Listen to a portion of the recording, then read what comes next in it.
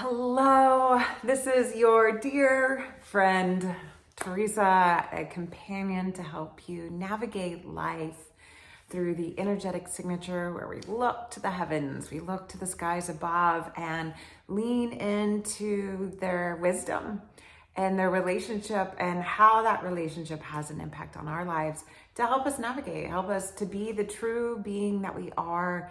And in that truth, allow our soul to shine, allow ourselves to come alive, allow ourselves to really embrace and embody this opportunity to be in and of this world.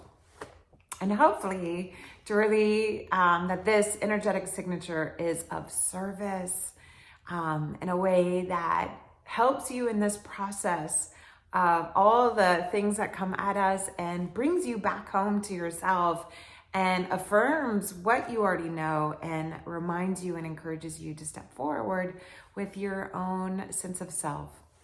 So this is the energetic signature for November 12th until November 18th. And if you've been following me, it's pretty amazing that I got those dates right the first time. And if you have been following these, thank you. I just want to shout out to those of you who do tune in, like Trisha and Aubrey and Steph, and that you let me know you're tuning in, whether it's by commenting or sending me a message or just through dialogue, right? Through our words, through our ability to connect through language. And maybe it's a like, maybe it's a love.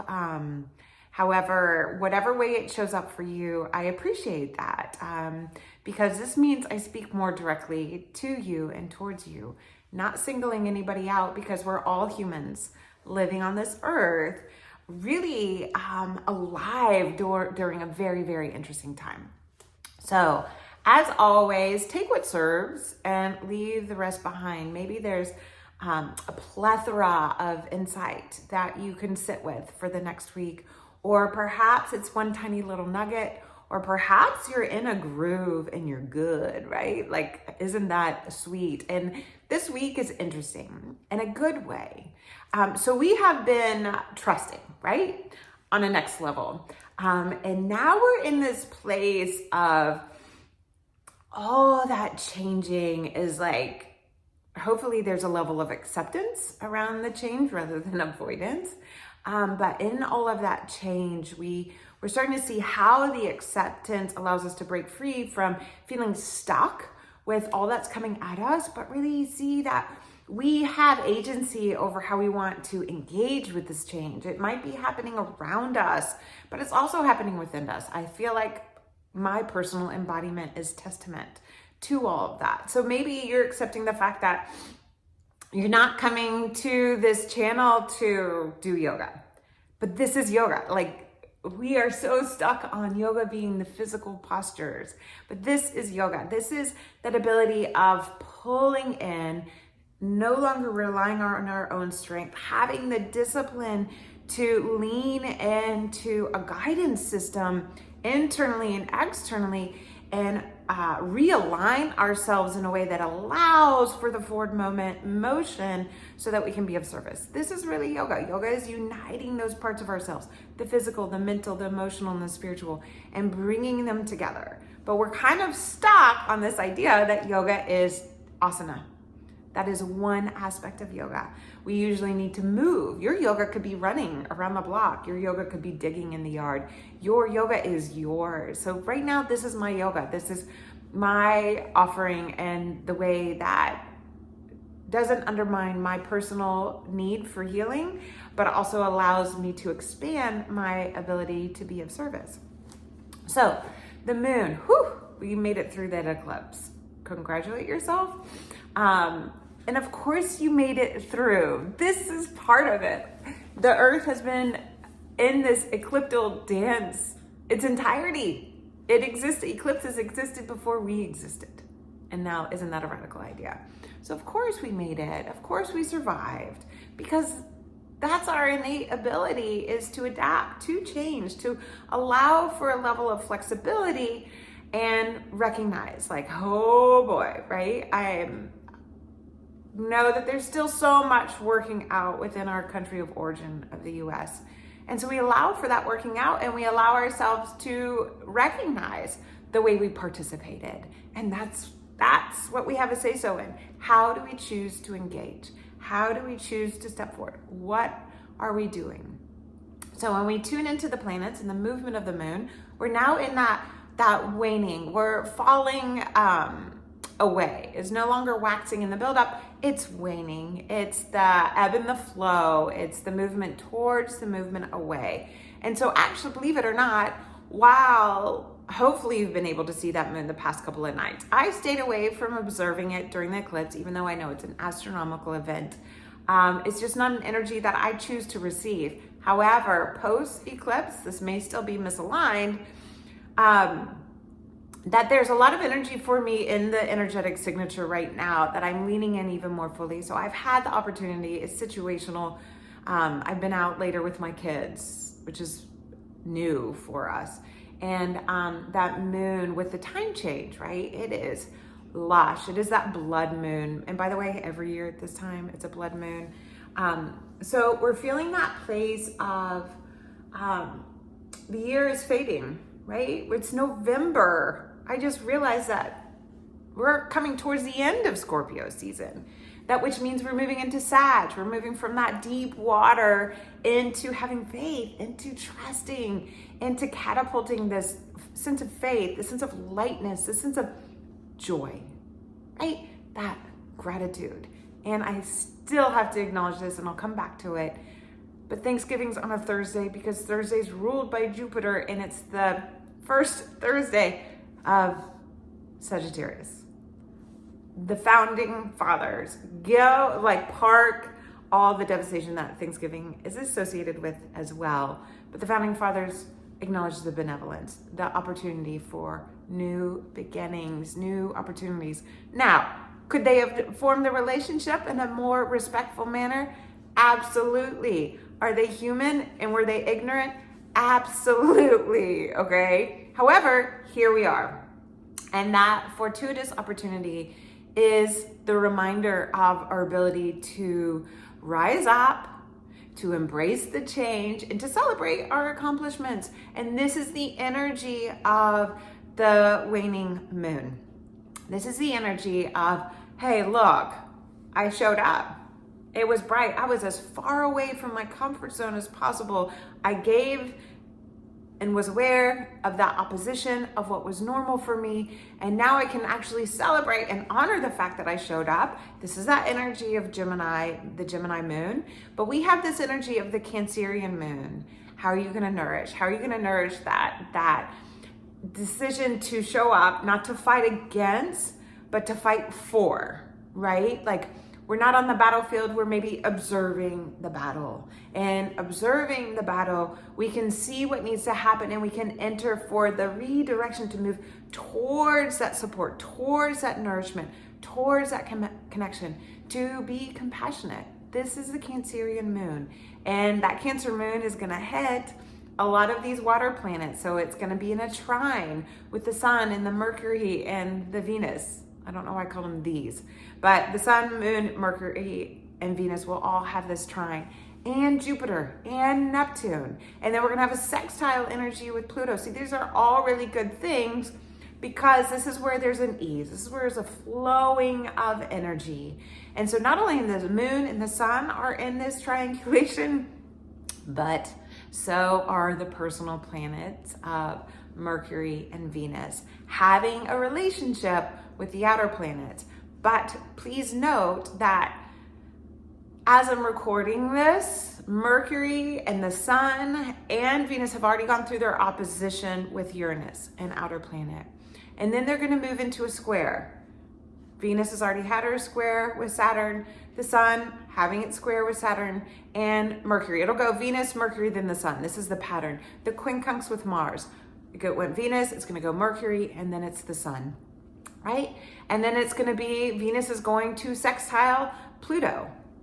And then, it'll trine Jupiter, sextile Pluto, and then trine Neptune. And that's the pattern. So that's Uranus, that's Saturn, that's Jupiter, that's Neptune, that's Pluto. These are all of the outer planets, the transpersonal planets, which that's a whole other connection, and the social regulators, right? The expansion and contraction of our sense of humanity, and then in conversation with the personal planets, which are Mercury, Venus, and Mars. And then the moon reflects the energy. The moon is that ability to nourish and embody and recognize and manifest. Not so much like, I want a red Corvette. I'm thinking I'm going to get a red Corvette, therefore I get a red Corvette.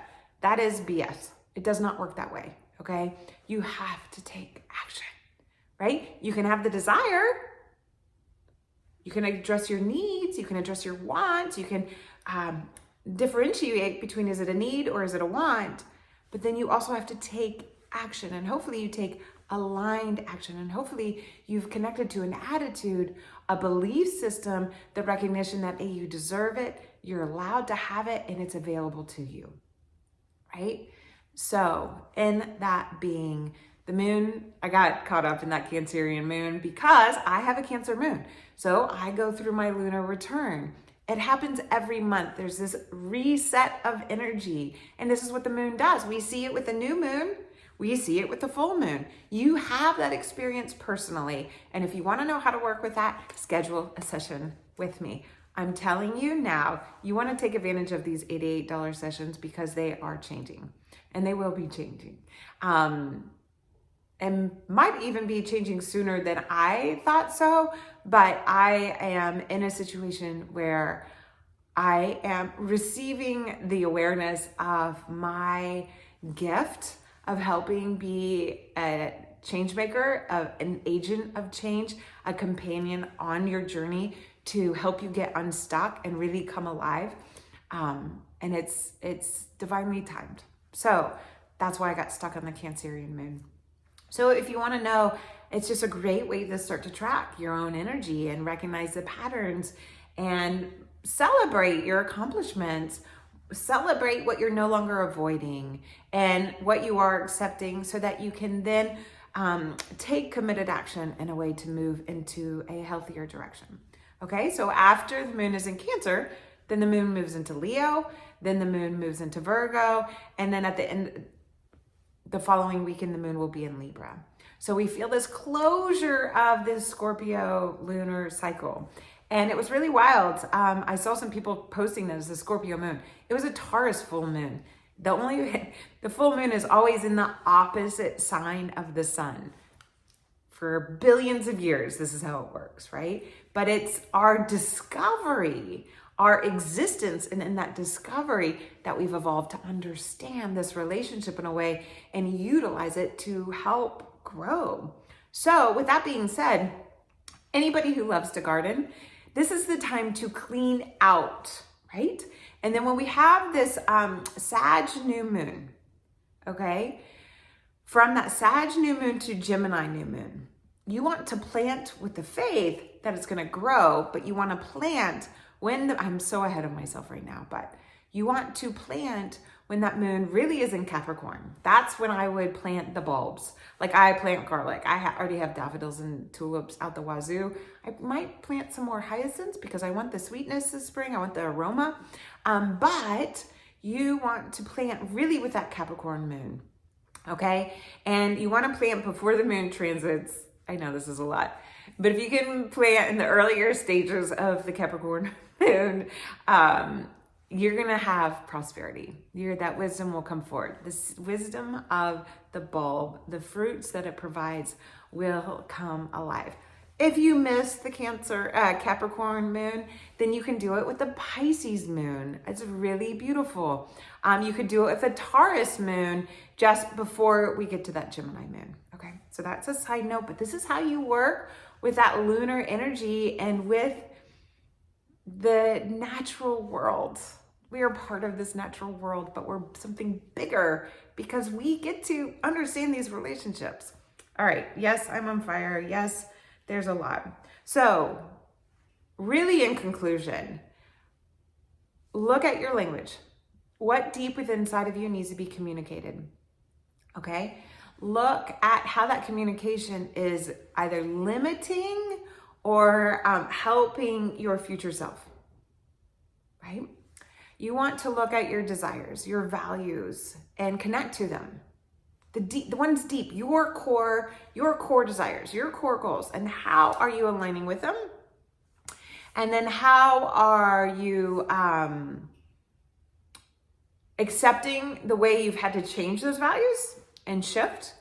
And how are you allowing those values to expand in the connection that probably other people in your life hold those values too? And how can you offer those values up? How can you bring them to the surface and offer them up to that higher energy? You want to look at what is closing in your life? What are you really having to let go of? What is that sort of place of change that perhaps you need to grieve? Perhaps you need to commit to a more intimate relationship within yourself. So you call on a companion that you can trust, that you can release those hidden secrets that maybe you're ashamed of, maybe you hold guilt around, right? That you can actually really embrace and tend to and care for. And so we talked about values, we talked about language, and how are you taking action, right? Because this Mars energy is there. And then how are you moving with it? Just even in your immediate environment. All right. And all of this is coming forward. There's a bigger energy around you supporting this flow, supporting this direction. All right. And really, that's it. We're in this change. Okay. Venus goes into Sagittarius on that last quarter moon when the moon is in Leo. So Venus will go into Sag first. That's going to change the energy. She's going to be ready to socialize. She's going to be ready to have faith in the values, believe in that ability that what you desire can come true because you've really done the work. But it's going to take the whole month, right? It's celebrating. However, don't lose sight of the values as you get out and Thanksgiving, or, I had a kid I was substituting and he shared, he's Arabic, not a Native American. They don't celebrate Thanksgiving. And then it was sweet because he was sitting next to somebody else who is also Arabic, and however, they celebrate it all. And so you can see there's different ways of being. So how can you have that place of, I am collecting with the company that I care. I'm going to embrace, surrender to the chaotic joy. That's my mantra. And how am I going to appreciate the journey that I've been on, and so much change, and how much that maybe the landscape, the environment looks differently, but you're still on the ride of you, your soul, your journey, right? That you can really start to cultivate. This is what Sag season is all about, is joy, is gratitude, appreciation, recognition, right? And in that deep felt space, like the glyph for Sag is a little bit of that Mars energy. It has the arrow, right? It doesn't have the sun attached to it, doesn't have the universal energy attached to it. It's just that leap of faith. It's like you pulled back on the bow, Sag season, and you let it go, and boom, that arrow shot straight. It may or may not be bullseye, right? But feel that energy. And yes, you can tell I have a lot of energy. You probably notice if you've been with me, there's a different enthusiasm from the Bob, the seed of my soul. And part of that is I am in a celebratory place of that I have this opportunity to be alive. I have this opportunity to, yes, have Cancer as a companion. It's part of my narrative now. And however, that's mandated that I have really, really strong boundaries, that my life depends on me making myself a priority. And if you all even knew how much work I've had to do to accept that, not just the cancer diagnosis part, but to accept that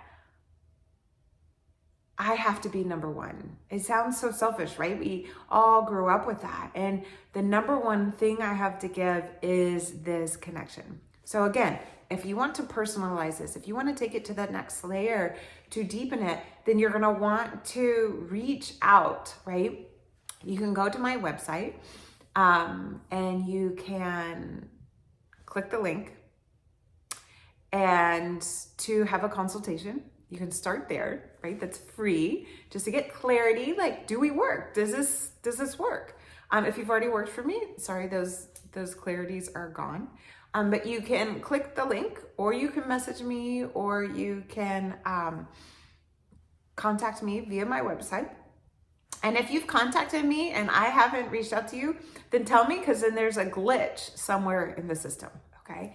And so set up that session. I have super limited availability. So realize that that super limited availability means that when the availability is there, then it's meant to be, and it's divinely aligned, and it will be of service. And in that, we can start where you want to begin and really look. I may or may not pull out your chart in the beginning, or we may use the chart to help guide us. Your soul has a promise, and that promise is to come back to you, to engage and have meaning and feel fulfillment and have purpose and direction as you navigate the challenges. The challenges will not stop. This is what astrology tells us.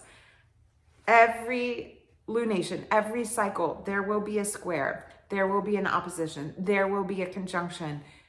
This is life. However, it also tells us that there will be ease, there will be enjoyment, there will be a great deal of support to help us on our way. So thank you so much for tuning in. If you do not know how to get in touch with me, it is my full name at gmail.com, or you can go to my website, or you can private message me if you're watching this on Facebook, or of course, you can comment and say, hey, how do I do this? And I will follow up. Just give me space, give me time. We're still in slow operation zone, but most importantly, be in that place, right? Where you can really acknowledge the closure. Maybe just begin the ritual of the closure of 2022. Whew, I tell you what, it has been something. Maybe the closure of the past 2 years have been big. 2023, we see bigger changes. And as we create this closure, we really allow for the acknowledgement. And we recognize that the closure is the celebration of what's been to create space for what can be. And so that's the closure of Scorpio. And we have Venus leaving Scorpio. Then Mercury will leave Scorpio. Mercury leaves Scorpio, on November 17th. And Mercury will enter Sag. It's at its detriment, but it's okay, right? There's just a lot more energy around it. Then I like to say that Mercury and Sag is that you've got to connect into that faith to help communicate. You want to connect to the signs. It's not as intimate, the messaging. It's a little more elusive. It's a little bigger. And because it's bigger, we don't have the fine-tuned details, which Mercury is really good at. Mercury rules Gemini, language, and Mercury rules Virgo, the details, the connection points to analyze how it's all going to work. When it goes into Sag, it's bigger, right? It's bigger. And then the sun will enter Sag, I'll just go ahead and tell you, on the 22nd. So you can see kind of how they move. And in that movement, you're moving too. So if you're stuck, ask for help. If you're stuck, talk to your soul. If you're stuck, reach up for something higher. If you're stuck, look at what is holding you back from where you want to go. And this is, again, that horizontal and that vertical energy, and you're in the center. And we live in this multiplicity because we're with one another. We are not alone. We are not alone. So as we have that closure, even not just the sun in Scorpio, we'll always have that closure of that lunar cycle happening. And as we move into that closure, what can you make peace? How can you bring forward peace? And the way we bring forward peace is through acceptance and compassion and the recognition that we have the tools within. So may you be true, may you be real, and may you be soulfully you. It's the greatest opportunity you've got. And that's what we're here to do. We're here to live and eventually die. And that's a Scorpio, but things die all the time. The day dies every day. And how can you bring this into the tinier place, right? This is about to expire, this video, and you will go on to your next thing. So it's happening all the time. And in that happening, can you come back to a well-being of you? I thank you. I will be back next week, and I just hope you find a way to connect to a level of ease and celebration and appreciation so that you no longer avoid the gift of being you.